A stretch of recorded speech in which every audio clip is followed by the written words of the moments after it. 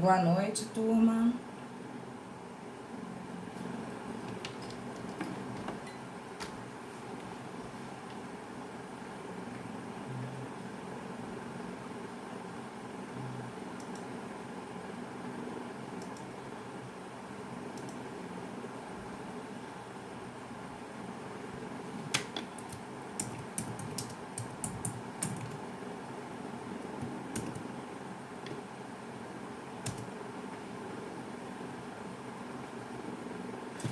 Bom, vamos dar início hoje, né? A nossa aula de penal 2, Santa Cruz, não é isso?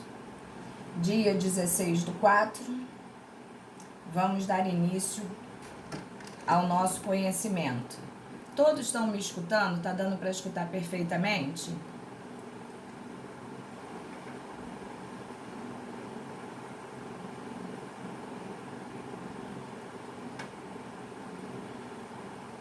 Ok. Eu gostaria que alguém aí falasse comigo para ver se eu ouço vocês perfeitamente.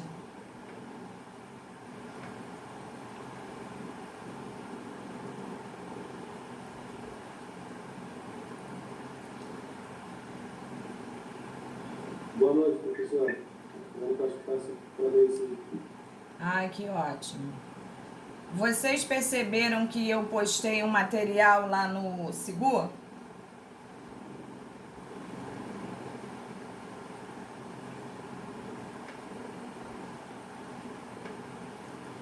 Ok. Então, antes da gente começar a nossa aula, a gente vai falar um pouco sobre esse trabalho. Muito rápido, né? Só para que a gente tire algumas dúvidas e que para a gente possa prosseguir aqui com a nossa matéria.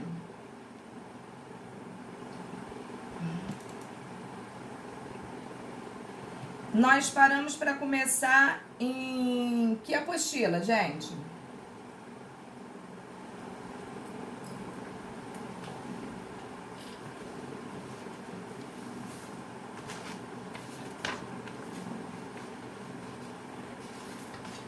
Slide 36 da primeira.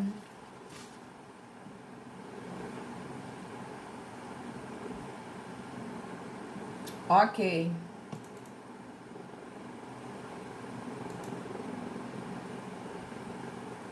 Então, hoje a gente vai dar um gásinho.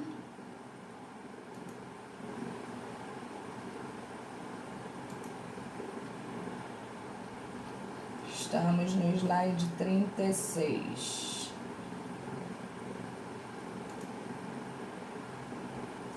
Então, nós paramos em dolo e culpa, foi isso?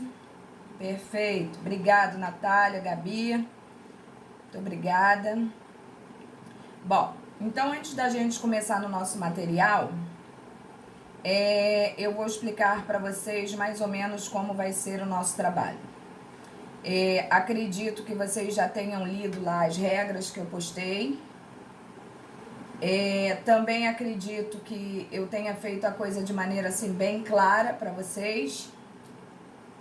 Mas acho que a gente falando, né, as coisas ficam mais esclarecidas. Bom, vocês vão enviar o trabalho para aquele e-mail que eu postei lá. Até a data que eu coloquei lá, trabalhos posteriores não serão aceitos. O trabalho é simples, apesar de ter muito critério ali, na verdade ele é um trabalho simples. Vocês vão fazer toda a pesquisa e depois que vocês efetuarem a pesquisa, vocês vão ter que ler o que vocês capturaram dentro dessa pesquisa, para que vocês formem uma conclusão. Essa conclusão tem que ser com o entendimento de vocês, com as palavras de vocês, tá? Esse entendimento, obviamente, é aquele entendimento fundamentado do material que vocês escolheram nessa pesquisa. Vocês vão ler e vão dizer o que entenderam daquele assunto, de maneira simples, clara e sem rebusque, tá? A única coisa que eu faço questão é que seja com as palavras de vocês, com aquilo que vocês conseguiram extrair daquele conhecimento. Até aqui tudo bem? Tranquilo?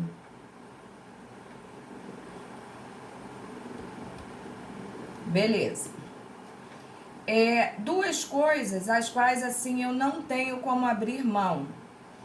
Uma é a conclusão ser pessoal e a outra é a bibliografia, que é a nossa fonte de pesquisa, né? Por quê? Não constando bibliografia é plágio e nós somos alunos de direito e principalmente de direito penal, né? Então não ficaria legal nós plagiarmos um conhecimento que não é nosso. Uma escrita, não é nem o conhecimento, né? É a escrita que não é nossa. Então, é um trabalho do qual eu peço a vocês que façam realmente a pesquisa, que leiam, releiam, para que vocês realmente possam adquirir um conhecimento vasto sobre o assunto. Eu escolhi esse tema porque esse tema, para quem gosta principalmente de direito penal, é uma coisa que vocês vão carregar para o resto da vida de vocês.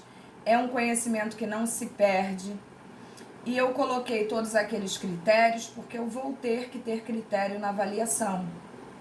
Quem já foi meu aluno sabe e quem não foi meu aluno ainda vai ficar sabendo. Eu não sou uma professora de prejudicar aluno com besteiras, Na verdade, eu não sou uma professora de prejudicar aluno. Agora, eu quero o mínimo de critério, de responsabilidade, de comprometimento deste aluno, tanto comigo, quanto e principalmente com ele, né? Porque, em verdade, pode repetir o tema? Eu coloquei lá, não tá lá não, César?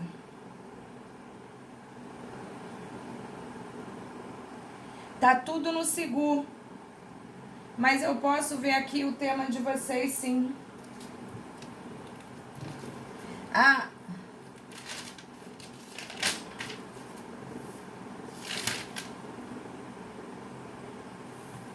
vamos ver aqui. Penal 2, né? Seria culpabilidade, conceito de crime ou requisito para imposição de pena. Vocês vão ver, inclusive, que eu coloquei isso de maneira assim proposital, porque vocês vão achar posicionamento tanto para um lado quanto para o outro. No entanto, acredito eu que vocês vão achar material muito mais tendente para um lado do que para o outro também. Então fiquem espertos com isso. Obviamente, ninguém é obrigado a seguir o meu raciocínio, uma vez que existem correntes e vertentes diferenciadas. Eu respeito muito a opinião de cada um, entendeu? E se vocês, ao final, na conclusão de vocês acharem que vocês devem tender mais para um lado, não tem a menor importância, não tem o menor problema, tá? Isso não vai ser uma situação que vai desmerecer o aluno ou diminuir nota de aluno, nada disso. Eu só quero que realmente vocês entendam que apesar de existirem duas correntes para um determinado assunto, né? Existe uma que muito provavelmente é mais tendenciosa, portanto, majoritária, e não dá para ser descartada. Então, eu deixo a critério do aluno perceber, tá? Possuir o seu próprio raciocínio jurídico e bola para frente. O que eu quero é isso, é que vocês coloquem, para fulano ou para a doutrina majoritária, o pensamento é XYZ, para a corrente minoritária é XYP. No entanto, eu compreendo, aí você vai pegar e vai dar a sua opinião.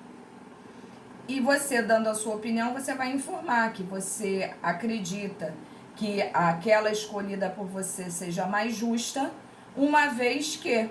Aí você vai explicar toda a motivação que fez você chegar a essa conclusão.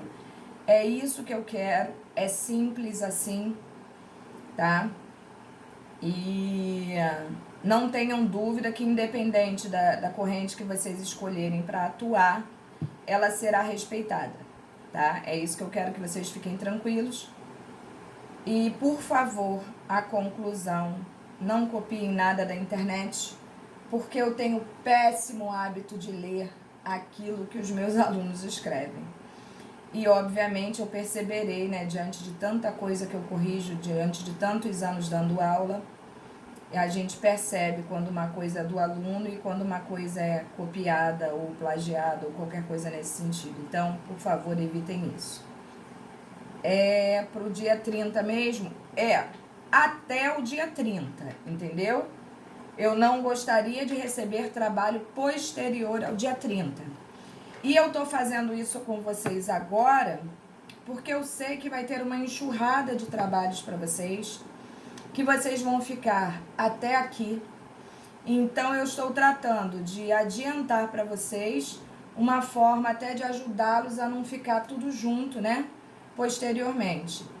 E daí eu vou avaliá-los, entendeu? De acordo com aquilo que vocês me apresentarem.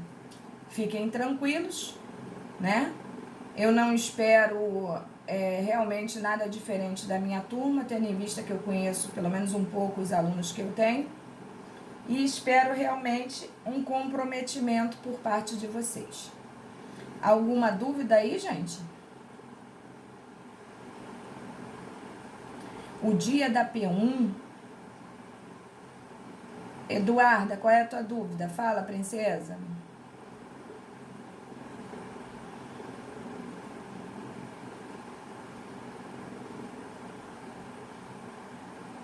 Eduarda?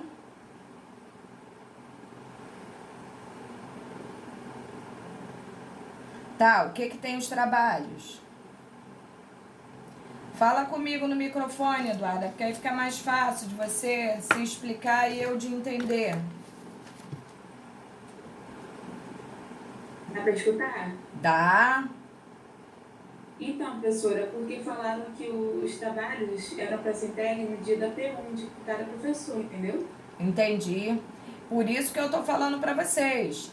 Se vocês preferirem, eu achei assim que fosse mais fácil eu gerar uma data diferente, uma vez que vocês vão estar completamente atarefados, né, nesse período. Então, para isso, eu estou adiantando para que vocês possam realmente ter tempo, né, de efetuar e de entrega. Porque aí ficam datas diferenciadas. Porque se eu fizer isso e vocês se sentirem apertados, eu acho que é pior. Mas aí vocês decidem aí, pra mim não faz diferença. Eu só tô querendo realmente ajudá-los. Tá bom, entendi. Obrigada, professora. Nada, meu amor.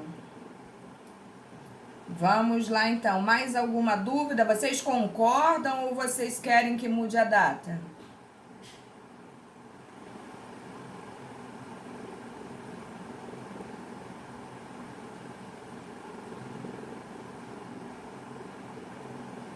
Fala aí, gente.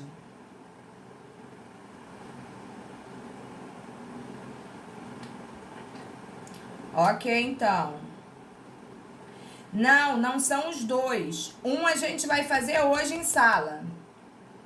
O de perguntinhas eu postei lá para que nós pudéssemos... Obrigada. Para que nós pudéssemos fazer hoje em conjunto os exercícios, isso.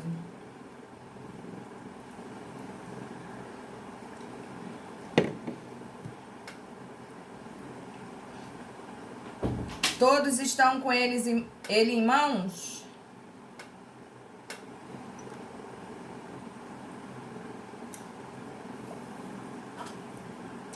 Então, o que eu vou fazer?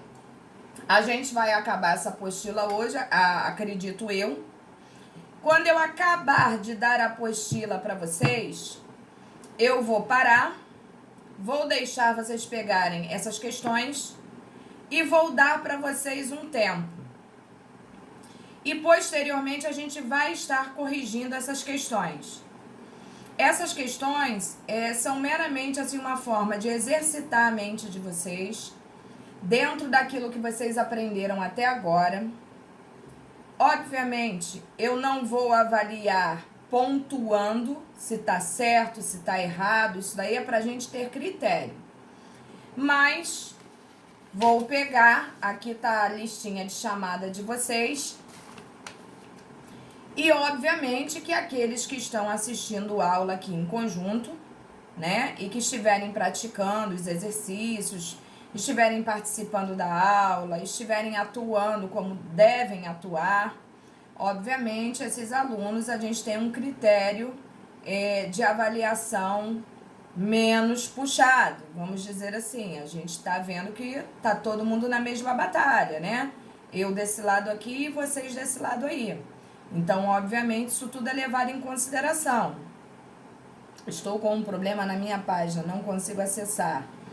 Algum colega tem como passar para Ana Cristina aí pelo grupo, gente?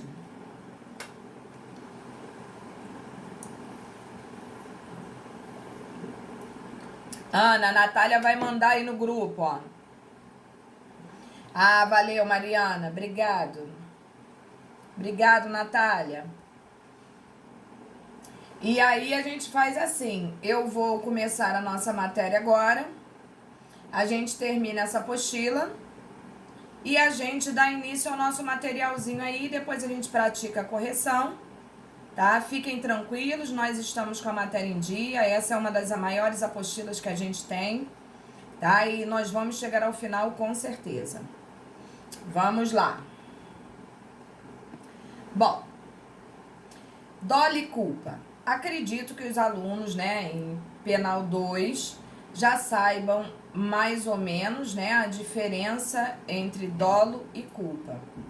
A grosso modo falando, né, eu sempre oriento nesse sentido o raciocínio, que se a gente levar a grosso modo, dolo nada mais é do que um atuar, um agir, né? Você praticar uma conduta querendo praticar aquela conduta com um resultado finalístico. Ou seja, existe uma vontade, né, existente antecipadamente ao ato praticado. Eu quero matar fulano e vou matar fulano e mato. Isso seria considerado uma conduta dolosa. Diferentemente, a culpa, ela é praticada de maneira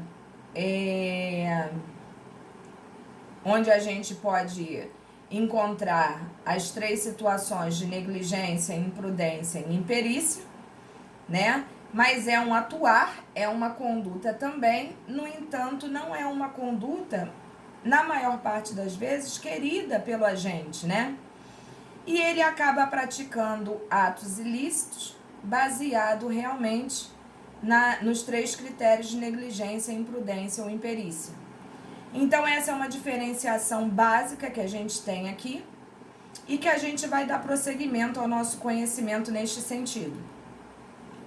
Em direito penal, segundo a teoria finalista da ação, dolo é um dos elementos da conduta que compõe o fato típico. Ainda lembram o que é fato típico? É o fato que está tipificado no nosso Código Penal como uma conduta ilícita, uma conduta que não deve ser praticada quando você não tem a orientação de se praticar um ato delituoso, um crime, né? Então, nós já sabemos que toda conduta típica está tipificada no nosso Código Penal, tá? Caracteriza-se pela vontade livre e consciente de querer praticar uma conduta descrita em uma norma penal incriminadora. Então, a gente já sabe que tudo aquilo que não está dentro do nosso Código Penal estão em leis especiais, né, leis extravagantes fora dele, mas que também podem ser encaradas como conduta delituosa ou complemento de.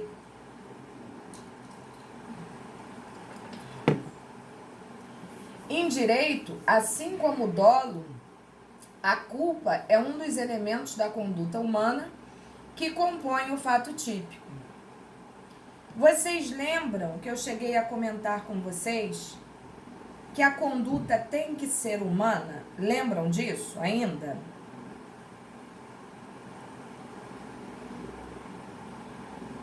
Vamos lá, vamos interagir aí, botar a cabeça para funcionar. Não é ficar logado aí e deixar a aula rolar, não. Vamos lá. Só ser humano pratica crime? O que vocês acham?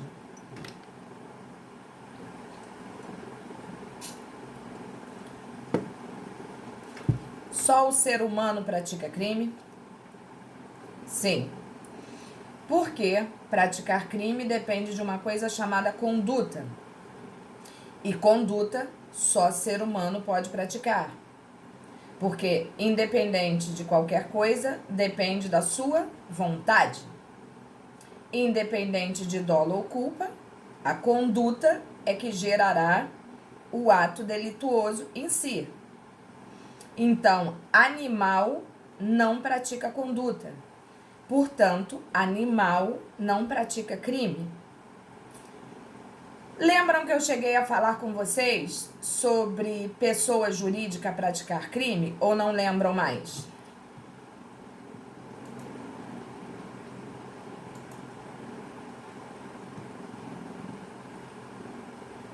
Hein, gente?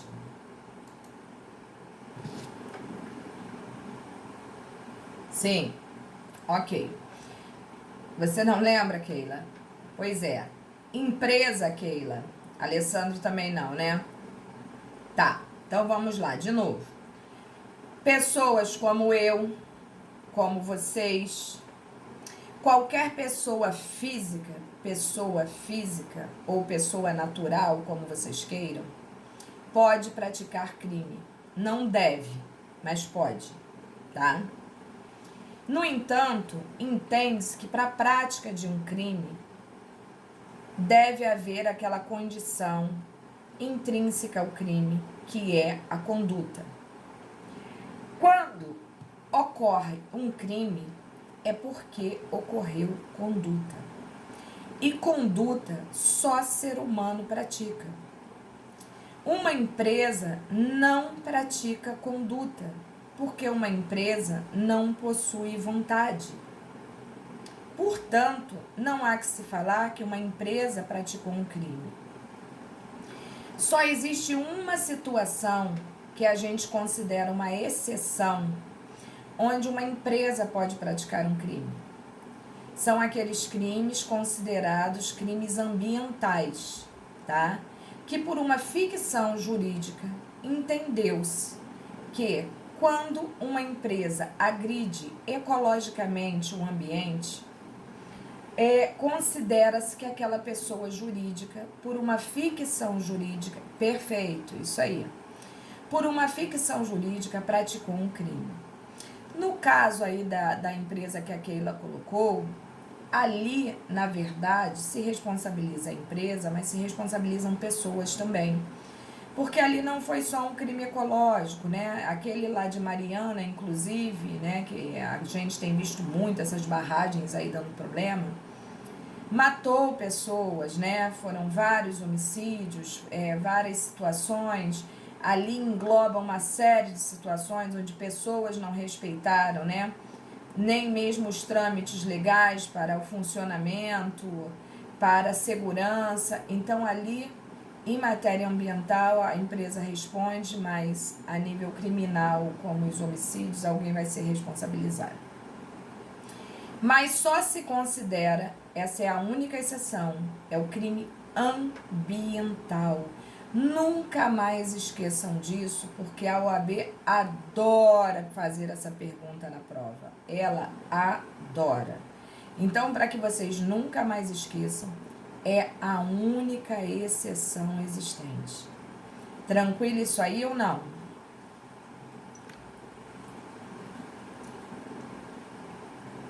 Beleza, beleza. Turma boa é outro papo, né?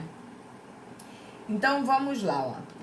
Formas de conduta: ação humana, movimento corpóreo, um fazer, um comportamento ativo. Percebam que falam um comportamento de ação humana. A omissão, porque nós praticamos crime por ação e praticamos crime por omissão. Mas se nós pararmos para analisarmos a situação, até quando você pratica uma omissão, você também, de uma certa forma, pratica conduta. Olha, a omissão é uma inatividade, é uma abstenção, é um deixar de fazer aquilo que tinha que ser feito. É você deixar de fazer o que todo mundo esperava que você fizesse. Professora, mas aí a abstenção, a senhora deixou de praticar conduta. Legal. Mas vamos supor que eu esteja sentada no meu carro, dirigindo, passe por um local escuro, que não tem nada, não tem ninguém, não tem cabine telefônica, meu celular está quebrado, descarregado, sei lá o quê, e meu carro é zerinho, o estofado bonitinho, e eu vejo aquela pessoa estirada no chão, toda ensanguentada, sozinha, necessitando da minha ajuda, que fui a única pessoa a passar por aquele lugar. Em situações normais, o certo seria eu fazer o quê? Eu não sou da área de saúde, portanto, não sei lidar com uma situação dessa, mas a minha obrigação é parar no meu carro, fazer companhia àquela pessoa ali, protegê-la, por exemplo, se ela estiver no meio da rua, né? Eu fazer uma contenção para que outro carro não passe por cima dela, fazer uma barreira, pegar o meu telefone e ligar para a SAMU, para o bombeiro, seja para o raio que parta que for, ligar para a polícia e informar que tem uma pessoa caída ali no chão. Essa é a conduta que se espera de uma pessoa, tá? Eu estaria agindo.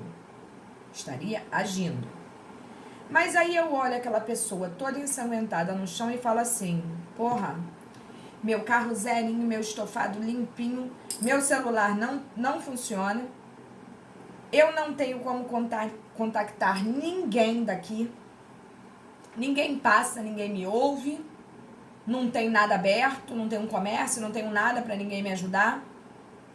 Neste sentido, tanto a doutrina quanto a jurisprudência entendem que mesmo você não sendo profissional da saúde e não tendo outro meio de ajudar aquela pessoa, você poderia até pegá-la e socorrê-la botando dentro do carro e levando para um hospital.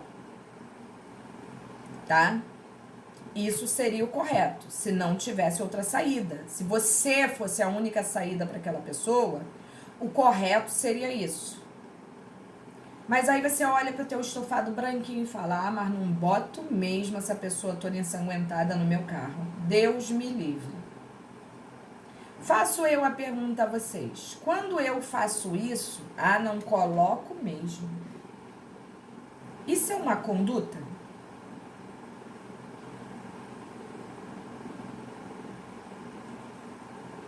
Eu também entendo que sim. É uma conduta, é uma escolha minha, né? A minha conduta é de ficar parada. A minha conduta é de fingir que eu não tô vendo, né? Apesar de ser considerada uma conduta o quê? Negativa. É uma omissão. Eu deixei de fazer aquilo que deveria ser feito. Por isso que na doutrina vocês vão ver que vocês vão encontrar gente falando que conduta é um agir e a omissão é não agir. Mas se vocês se aprofundarem mais nessa pesquisa, nesse estudo, vocês vão ver que as pessoas entendem que até um não agir é uma forma de conduta. Por ficção jurídica, entende-se que também é uma conduta omissiva, mas é. Porque ela depende da minha vontade. Um cachorro não poderia fazer isso, uma girafa não poderia fazer isso, uma empresa não poderia fazer isso, mas eu poderia e não fiz. Deu para entender aí mais ou menos como funciona? Mais ou menos não, né? Deu para entender mesmo?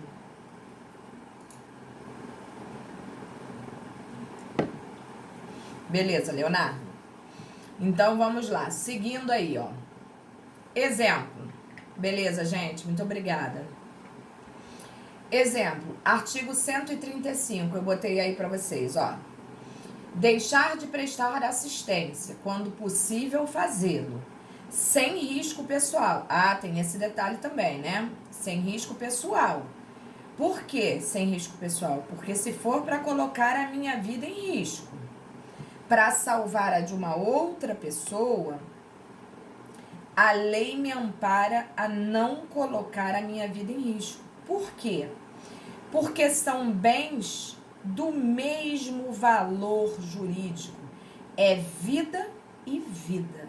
O que adiantaria eu salvar o outro e perder a minha própria vida? Como o Rafael Lourenço bem colocou aí, seria encarado como uma excludente de ilicitude, sim, tá? Com certeza absoluta. As vidas têm o mesmo valor, Rodrigo, é isso aí. Então, quando a gente pesa e os valores são os mesmos, não há o que discutir. É como estar uma pessoa pendurada em um precipício e eu passo e vejo. Bom, eu não tenho perícia para ajudar aquela pessoa a sair dali sem me colocar em risco, né? Ah, eu vou estender minha mão para cair os dois? Não seria justo. Agora, eu tenho que empregar todos os esforços existentes para que isso não aconteça, né, gente? Se tiver uma corda, eu amarro uma corda no carro, jogo lá para a pessoa, tento puxar, desde que não me coloque em risco. Beleza? Então, continuando aí, ó. A criança abandonada ou extraviada, ou a pessoa inválida ou ferida, ao desamparo ou em grave e iminente perigo, ou não pedir, neste caso, o socorro da autoridade pública. Então, observem que foi exatamente aquilo que eu falei para vocês. A nossa obrigação é ajudar, né? Professora, aluno gosta muito de fazer essa pergunta. Professora, mas e se ajudar a pessoa oferecer minimamente um risco a gente? Eu vou contar para vocês uma situação que aconteceu comigo. Não foi com ninguém, foi comigo mesmo, comigo e minha família. E eu não parei, me senti até assim no momento muito mal, me senti meio covarde. Mas eu parei para analisar assim, tão pouquíssimo tempo.